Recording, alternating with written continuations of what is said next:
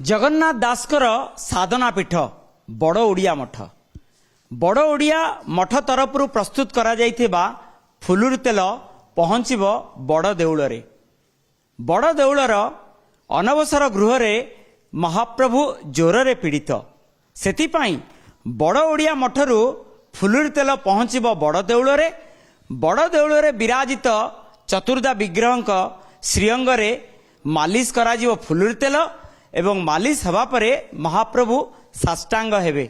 ये निश्चित अलौकिक कथा कारण अलौकिक कथा ए वर्णित करा जाइछि स्कंद पुराण रे पुरुषोत्तम महात्म्य रे महाप्रभु ज्वरे पीड़ित हेबे कारण मनीष भली महाप्रभु लीला करुचंती एई धराधाम रे। बंशीधर दास गोस्वामी अछंती मठाधीश बड़ ओडिया मठर किभली भाबे से समस्त प्रकार औषधीय द्रव्य जो औषधीय द्रव्य को सृष्टि कर्ता होचंती स्वयं महाप्रभु ब्रह्मांड कर्ता विश्व नियंता एया ना बंशीधर दास गोस्वामी महाराज। जय जगन्नाथ। महाप्रभु ही सृष्टिकर्ता आयुर्वेद शास्त्र एवं प्रचार एवं प्रसार करता से जन दौरान जे मु आयुर्वेद शास्त्र अनुसार चिकित्सित ही आयुर्वेद ये अनुसार मु शीघ्र भल होची तेणु तुम्हें माने शीघ्र सुस्थ हुआ शीघ्र भल हुआ एवं परिवेश प्रदूषित रु वंचित हुआ एवं किभली भाबे केते माटी तळे ताको पोती थिले आपण एवं केते सेर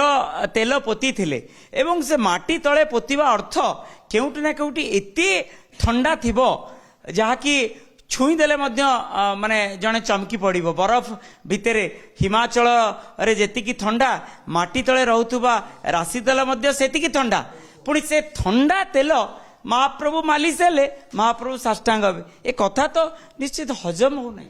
महाप्रभु शरीर रे 5 दिन धरी ज्वर आक्रांत हो उत्ताप वृद्धि होती से उत्ताप को लाघव करने ये गोटे वर्ष पूर्व ये प्रस्तुत होता है तैल माटी तले पोती देवार कारण होची समस्त दुर्गुण को हरण कर नहीं माटी माँ ता देह ताकू तैल भाव प्रस्तुति पाई माटी मार से जो कृपा माटी मार जो प्रक्रियाकरण शक्ति से शक्ति पाई माटी तले पोती दि जाए माटी तले पोती दिया द्वारा फूल सुवासित फूल हो कि चेरमूली हो कि राशि तेल हो कि घड़ी हो यार जहाँ दुर्गुण समस्त दुर्गुण सुर्गुण अच्छी तेणु से दुर्गुण को से हरण करी माटी माँ सुगुण ता देहरे दे संपूर्ण भाव में तैल भाव से प्रस्तुत आयुर्वेद शास्त्र आपण मैंने देखु जेते पीवा हो बा लगेवा हो समस्त जिनस प्रस्तुति पर माटी तले पोती दि जाए किसी दिन माटी तेणु महाप्रभु को जेहेतु लगी होची से गोटे वर्ष पर्यंत माटी तले पोती रखा जाए माटी तले पोतिला परे बाहरी थाए स्नान पूर्णिमार पूर्व दिन गोटे घरे रही से आज महाप्रभुंकर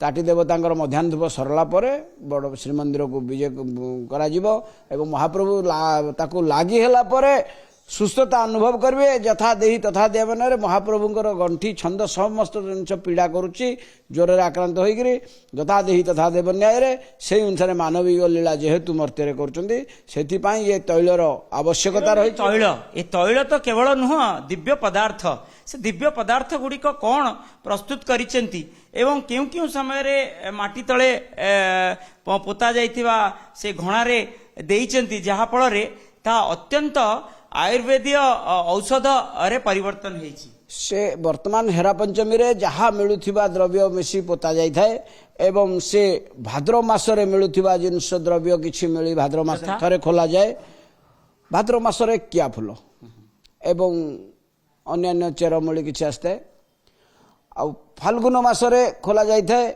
सेते बेले केतकी फूलर संभार सेति पई सेते बेले पोता जाय थाए अन्य समय रे खोला जाय न थाए एवं दशहरा होची तार शेष उपादान दशहरा रे से तार शेष थर खोला जाय थाए ता सेते बेले किछि औषधीय गुंड पकई दिया जाय थाए तापरे महाप्रभुंक पई से सदा सर्वदा मुदा होइक रही थाए स्नान पूर्णिमार पूर्व दिन राति रे से ही बाहरी के आज रही थाए महाप्रभुंक पाखु लागि होबा पई जाय संपूर्ण भाव रे दिव्यता भाव रे एवं शुद्धता भाव रे निष्ठार सहित बड़ ओडिया मठर मठाधीश एवं अंतेवासी माने ताकू इ करथांती महाप्रभु लागि हेला पर सुस्थता होती महाप्रभु सेवा रे बड़ ओडिया मठ नियुक्त रही मठाधीश नियुक्त रही आम निजक धन्य मनुछु। अलौकिक कथा मन पड़े महाराज जहाँकि आपणकर मनरे गोटे सिहरण सृष्टि हुए एवं स्मृति हुई सारा जीवन शेष निश्वास पर्यंत एमती मन रही से तो अभूला स्मृति से भूली हो नहीं से तो कहले देह सिहरण हो जाउछि मन पड़ी गले ବୋଧେ 2000 ମସିହା ପରେ 2003 କି 2006 ମସିହା କଥା ବୋଧେ ସଠିକ୍ ମନେ ପଡ଼ୁନାହିଁ। ସେଇ ତାରି ଭିତରେ ମୋତେ ଜ୍ୱର ହୋଇଥାଏ। ହେରା ପଞ୍ଚମୀ ପୂର୍ବ ଦିନ ଠାରୁ ମୋତେ ଏଭଳି ଜ୍ୱର 2 ଦିନ ପୂର୍ବରୁ ଜ୍ୱର ହୋଇଥାଏ। ମହାପ୍ରଭୁଙ୍କର ସାରି ଦେଇକରି ଆମେ ପହଣ୍ଡି ସାରିକିରି ଆଉ ଗୁଣ୍ଡିଚା ମନ୍ଦିରକୁ ପହଣ୍ଡି ସାରି ଆସିଲା ପରେ ମୋତେ ଜ୍ୱର ହୋଇଛି ବର୍ଷାରେ ଓଦା ହେଇକିରି। ସେଇ ଜ୍ୱରରେ ମୁଁ ଏତେ ଭାବରେ ଆକ୍ରାନ୍ତ ହେଇଥିଲି, ସେ ଜ୍ୱରରେ କୌଣସି ଔଷଧ ବି କାମ ଦେଉନଥାଏ। ଆମର ଯିଏ ଥାନ୍ତି ଚିକିତ୍ସକ ବୀର ବାବୁ ବୋଲି ଜଣେ, ସେ ଆସିକି ଡାକ୍ତର ଚିକିତ୍ସା କରନ୍ତି, ସେ ପୁରା ସମ୍ପୂର୍ଣ୍ଣ ହାତ ଟେକି ଦେଇଥିଲେ ମହାପ୍ରଭୁଙ୍କ ଉପରେ, କହିଲେ ମୁଁ ପାରିବିନି ଏ ଔଷଧ, କୌଣସି ଔଷଧ କାମ ଦେଉନାହିଁ ମହାପ୍ରଭୁଙ୍କୁ। କିନ୍ତୁ ମୋର ଜଣେ ଯଶୋଦା ମା ଅଛନ୍ତି, ମୋର ଜଣେ ଶିଷ୍ୟା, ସେ ମୁଁ ତାଙ୍କୁ ଯଶୋଦା ମା ଭାବରେ ଇଏ କରିଛି। ସେ ହିଁ ସେତେବେଳେ ଥିଲେ ସର୍ବାଙ୍ଗ ଦେଖିବା ପାଇଁ ରହିଥାନ୍ତି। ସେ କହିଲେ ତୁ ବାପା କିଛି ଇଏ କରନା, କୁଆଡ଼େ ଚିନ୍ତା କରନା, ମହାପ୍ରଭୁଙ୍କୁ ଡାକ, ସେ ହିଁ ସବୁ ତୋର ଇଏ କରିଦେବେ, ତୋ ଦେହ ଭଲ ହେଇଯିବ।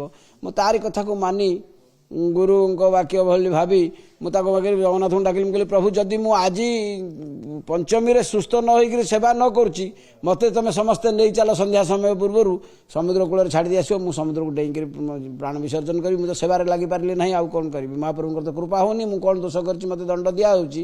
କିନ୍ତୁ ମୁଁ ସେବା କରିବା ଦରକାର, ଦଣ୍ଡ ଦିଅନ୍ତୁ, ମୋ ଦେହର ଶରୀର ଶକ୍ତି ଦିଅନ୍ତୁ, ମୁଁ ସେବାଟାକୁ କରିଦିଏ। ମହାପ୍ରଭୁଙ୍କର ସେବା ବନ୍ଦ ହେଇଯିବ। ଏଇସବୁ ଭିତରେ ହଠାତ୍ ଜଣେ କଳା ପୁରୁଷ ଦ୍ୱାର ଖୋଲିକି ଘର ଭିତରକୁ ଦ୍ୱାର ଆଉ ଯାଇଥାଏ, ଘର ଭିତରକୁ ପଶିଗଲା। ଅନ୍ୟମାନେ ଅଛନ୍ତି, 5-7 ଜଣ ଅଛନ୍ତି, ସେ ଡାକ୍ତର ମଧ୍ୟ ଅଛନ୍ତି, ସମସ୍ତେ ଉପସ୍ଥିତ ଅଛନ୍ତି। ହଠାତ୍ ସେ ପୁରୁଷ ପଶିଗଲେ, ଘରଟା ବାସ୍ନା ହେଇ ମହକି ଉଠିଲା। ହଠାତ୍ ସେ ମୋ ମୁଣ୍ଡରେ ହାତ ମାରିଦେଇ କହିଲେ ଆରେ କିଛି ହେବନି, କିଛି ହେବନି, ସବୁ ଭଲ ହେଇଯିବ, ଭଲ ହେଇଯିବ, ସେ ସେବା କରିବ, ତୁମେ କେହି ବ୍ୟସ୍ତ ହୁଅନି। ସମସ୍ତଙ୍କ ମନରେ ବିଷାଦ ଥାଏ, କେମିତି ସେବା ହେବ, ଅନେକ ଚିନ୍ତାରେ ଆମେ ପଡ଼ିଥାଉ। ମୋର ତ ଶରୀର ପୁରା ହେରା ପଞ୍ଚମୀ ଆସିଗଲାଣି। ହେରା ପଞ୍ଚମୀ ଦିନ, ହେରା ପଞ୍ଚମୀ ଦିନ ଠିକ୍ 3ଟା ସମୟରେ ସେ ଆସି ହାତ ମାରି ଦେଇ ଗଲେ। ପ୍ରାୟ 5-10 ସେକେଣ୍ଡ ପରେ ମୋ ଶତସିଂହ ବଳ ମୋ ଦେହରେ ଆସିଲା, ସୁସ୍ଥତା ନହେଲେ ମୋ ସେଜ ଫେଜ ସବୁ ଓଦା ହେଇଗଲା, ଝାଳ ବୋହିକିରି ମୁଁ ଉଠିକିରି ବସି ପଡ଼ିଲି। ହଠାତ୍ ମୋତେ ଟେକିଲେ ଉଠୁଥିଲି, ମୁଁ ହଠାତ୍ ଉଠିକିରି ବସି ପଡ଼ିଲି। ସାଙ୍ଗେ ସାଙ୍ଗେ କୋଦାଳ ଧରିକିରି ଗଲି, ଗାତ ଖୋଳିଲି ଏବଂ ସେ ସମ୍ପୂର୍ଣ୍ଣ ଭାବରେ ସେବା ସେଦିନ ମୁଁ କରିଛି। ମହାପ୍ରଭୁଙ୍କର ସେ କୃପା, ସେବେଠାରୁ ଆଉ ଫୁଲୁରି ଦିନ କୌଣସି ଅସୁବିଧା ହେଇନାହିଁ। ତା ପୂର୍ବରୁ ଆଉ 2-3 ଥର ଫୁଲୁରି ତେଲ ପାଇଁ ଅସୁବିଧା ହେଇଛି ବା ଅନ୍ୟ କିଛି ଅସୁବିଧା ହେଇଛି, କିନ୍ତୁ ସେବେଠାରୁ ଆଜି ପର୍ଯ୍ୟନ୍ତ ଆଉ ଅସୁବିଧା ପ୍ରଭୁ ଦେଇନାହାନ୍ତି। କଥା ମନେ ପଡୁଥିବ, ଅତି ବଡ଼ି ଜଗନ୍ନାଥ ଦାସଙ୍କର ସେବାର କଥା, ନୀଳାଦ୍ରି ବିଜୟର କଥା, ସେ କଥାଟି କ'ଣ? ସେ ହେଉଛି ମହାପ୍ରଭୁଙ୍କ ପ୍ରତାପରୁଦ୍ର ଦେବ ରଜାଙ୍କୁ ଜଣେ ସୌଦାଗର ଆସିଥିଲେ ଜାଭାବନ୍ୟରୁ। ସେ ନେଇକରି ଆସିଥିଲେ ଶ୍ରୀଖଣ୍ଡ, ଚନ୍ଦନ, କର୍ପୂର, କସ୍ତୁରୀ, କେଶର ଇତ୍ୟାଦି ସବୁ ଦୁର୍ଲଭ ଜିନିଷ, ସବୁ ମହାପ୍ରଭୁଙ୍କର ଲାଗି ଜିନିଷ ଆଣିକରି ଆସିଥିଲେ। ଗଜପତି ପ୍ରତାପରୁଦ୍ରଙ୍କୁ ଦେଲେ ଯେ ସେ ସନ୍ଧ୍ୟା ସମୟରେ ଆସିକି ରାଜସଭା ଚାଲିଥିବା ଅବସ୍ଥାରେ ଦେଲେ ଯେ ୟାକୁ ମହାପ୍ରଭୁଙ୍କୁ ଲାଗି ହେବ। ସେଇଠି ରହିଥାଏ। ସେହି ସମୟରେ ଗୌରାପାଟ ମହାଦେବୀ ରାଣୀଙ୍କୁ ଭାଗବତ ଶ୍ରବଣ କରେଇ ଅତିବଡ଼ି ଗୋସିଂ ଆସୁଛନ୍ତି ରାଜସଭାରେ। ରଜାଙ୍କର ନଜର ପଡ଼ିଗଲା, ସେଇଠି ଗୋସିଂ ଯାଉଛନ୍ତି, ଏ କାଠ ନିଅ ଘୋରିକିରି ମହାପ୍ରଭୁଙ୍କୁ ଲାଗି କରିଦେବ। ରଜା ଆଦେଶ, କେହି ତ ଅବମାନନା କରିବାକୁ ନାହିଁ। ରାଜସେବକ କାଠ ନେଇକି ଆସିଲେ ମଠକୁ, ମଠରେ ଘୋରାଗଲା। ନିଜେ ସ୍ୱାମୀଜୀ ଘୋରିଲେ, ବିରକ୍ତି ପ୍ରକାଶ କଲେ। ସାଧନରେ ବାଧା ଆସିଲା, ଆଉ ସାଧନ କରିବା ସମୟ ନାହିଁ, ଜପ କରିବାକୁ ସମୟ ନାହିଁ, ସାଧନ କରିବାକୁ ସମୟ ନାହିଁ, ବିରକ୍ତ ପ୍ରକାଶ କଲେ। ଏ ରଜା କହିଲା ବୋଲି ମୁଁ ନେଇକରି ଗୁଣ୍ଡିଚା ଘରେ ଚାଲି ଚାଲିକି ଯିବି ଲଗେଇବି, ସାଙ୍ଗେ ସାଙ୍ଗେ ସେଇ ନିଜ କାନ୍ଥରେ ଲଗେଇଦେଲି। ସେଇ ଆଶ୍ରମ କାନ୍ଥରେ ଆମର ଯେଉଁ ଜଗନ୍ନାଥଙ୍କ ଚିତ୍ର ଅଛି, ସେଇ ଆଶ୍ରମ କାନ୍ଥରେ ହିଁ ବୋଳିଦେଲେ। ରଜା ରାଜସେବକ ଦେଖିକି ଯାଇ କହିଲା ଏତେ ଟଙ୍କାର ଚନ୍ଦନ ଦେଲେ, ଗୋସେଇ ତାକୁ ସବୁ କାନ୍ଥରେ, ନିଜ କାନ୍ଥରେ ବୋଳିଦେଲେ। ରଜା ବିରକ୍ତି ପ୍ରକାଶ କରି ସକାଳୁ ଆସିକି ଯେତେବେଳେ ପହଞ୍ଚନ୍ତି, ଏଠି ଦେଖିଲା ବେଳକୁ କାନ୍ଥରେ ବୋଳା ହେଇଛି ଚନ୍ଦନ, କିନ୍ତୁ ଶୁଷ୍କ, ରାତିର ଚନ୍ଦନ ନୁହେଁ, ଶୁଷ୍କ ଚନ୍ଦନ ଅଛି, ଆଉ କିଛି ନାହିଁ। ପଚାରିଲେ ମୁଁ ଏତେ ଟଙ୍କାର ଜିନିଷ ଦେଲି, କ'ଣ କଲେ ତାକୁ? ନା ଆପଣ ଦେଇଥିଲେ କ'ଣ ପାଇଁ? ନା ମହାପ୍ରଭୁଙ୍କୁ ଲାଗି, ନା ମହାପ୍ରଭୁଙ୍କୁ ଲାଗିଛି। ନା ଚାଲ ଦେଖିବା। 2 ଜଣ ଯାକ ସାଙ୍ଗେ ସାଙ୍ଗେ ରଜା ବିଜେ କରିଛନ୍ତି ଗୁଣ୍ଡିଚା ମନ୍ଦିରକୁ, ଦେଖିଛନ୍ତି ତଳିଛୁ ମାତ୍ର ସେ ଆଳତି ସାରିକିରି ଆସୁଛନ୍ତି, ମଙ୍ଗଳ ଆଳତି ସାରିକି ବାହାରିକି ଆସିକି କହୁଛନ୍ତି ବେଦର୍ଚୁ ମାତ୍ର, ତଳଚୁ ମାତ୍ର, ସମସ୍ତେ କହୁଛନ୍ତି ଆଜ୍ଞା କ'ଣ ଦେଇଥିଲେ କାଲି ଅତିବଡ଼ି ଗୋସେଇଁକି? ଆଉ ସେ ଏତେ ସୁନ୍ଦର ଚନ୍ଦନ, ଏତେ ଚନ୍ଦନ ଲାଗିଯାଉଛି, ଏମିତି ଚନ୍ଦନ କେଉଁଠି ନାହିଁ, କିଏ ଲାଗିନାହିଁ, ସର୍ବାଙ୍ଗ ସାରିରେ ଲାଗିଛି, ସର୍ବାଙ୍ଗରେ ଓଦା ରହିଛି। ସେ ବି କହିଛନ୍ତି ତଳଚୁ ମାତ୍ର ଯାଇକି ଟିକେ ଚନ୍ଦନ ଛଡ଼େଇକି ଆଣିଛନ୍ତି, ଯେତେବେଳେ ସେଥିରୁ ପାଣି ଟୋପା ବି ପଡ଼ିଛି, ଆଉ ଚନ୍ଦନଟି ଓଦା ଅଛି ଦେଖିଛନ୍ତି। ଦେଖିଲା ପରେ ରଜା ମହାପ୍ରଭୁଙ୍କୁ ପ୍ରଣାମ କରିବା ପରିବର୍ତ୍ତେ ଅତିବଡ଼ିଙ୍କୁ ପ୍ରଣାମ କରିକିରି ଇଏ କରିଛନ୍ତି, ଯେଉଁଟାକି କାନ୍ଥରେ ବୋଳିଥିଲେ ବୋଲି ସେ କାନ୍ଥ ବୋଳା ସେବା ରହିଛି। ସିଂହାସନ ମାର୍ଜନା ନୀଳାଦ୍ରି ବିଜୟ ଦିନ, ଏବଂ ସର୍ବାଙ୍ଗ କରିଥିଲେ ବୋଲି ସର୍ବାଙ୍ଗ ସେବା ରହିଛି ଦକ୍ଷିଣ ମୋଡ଼ ଷଷ୍ଠୀ ତିଥିରେ ହେରା ପଞ୍ଚମୀ ବାସି ସର୍ବାଙ୍ଗ, ସେଥିପାଇଁ ତା ବାସି ରଜା ବିଜେ କରନ୍ତି ଦର୍ଶନ ପାଇଁ। ଆମେ ଶୁଣୁଥିଲେ କିଭଳି ଭାବେ ଅତିବଡ଼ି ଜଗନ୍ନାଥ ଦାସଙ୍କର ସେ ମହିମାର କଥା, କିଭଳି ଭାବେ ଚନ୍ଦନ ଲଗାଇ ଦେଇଥିଲେ ତାଙ୍କ ଜଗନ୍ନାଥଙ୍କୁ, କିନ୍ତୁ ଜଗନ୍ନାଥଙ୍କ ଶରୀର ଶ୍ରୀଅଙ୍ଗରେ ଚନ୍ଦନ ଲାଗିଗଲା। ଇଏ ଭକ୍ତି ଭାବର କଥା, ଇଏ ଭକ୍ତର ବିଶ୍ୱାସର କଥା, ଭକ୍ତର ପ୍ରେମର କଥା। ଏବଂ ଆଜି ସେହି ଅନନ୍ୟ ଦିନଟିଏ ଫୁଲୁରି ତେଲ ଲାଗି ହେବ ମହାପ୍ରଭୁଙ୍କ ଶ୍ରୀଅଙ୍ଗରେ। ମହାପ୍ରଭୁଙ୍କର ଶ୍ରୀଅଙ୍ଗରେ ମାଲିସ ହେବା ପରେ ସାଷ୍ଟାଙ୍ଗ ହେବେ ମହାପ୍ରଭୁ ଏବଂ ମଧ୍ୟାହ୍ନ ଧୂପ ପରେ ଏ ସମସ୍ତ ନୀତିକାନ୍ତି ବିଳମ୍ବିତ ରାତ୍ରରେ ଦଇତାପତି ସେବକ ଦ୍ୱାରା ସମ୍ପନ୍ନ କରାଯିବ ଏବଂ ମହାପ୍ରଭୁ ଧୀରେ ଧୀରେ ସୁସ୍ଥ ହେବେ ଏବଂ ତା ପରବର୍ତ୍ତୀ ଅନେକ ଗୁପ୍ତ ସେବା ଅନବସର ଗୃହରେ ସମ୍ପନ୍ନ କରାଇବେ ସମସ୍ତ ଦଇତାପତି ସେବକ।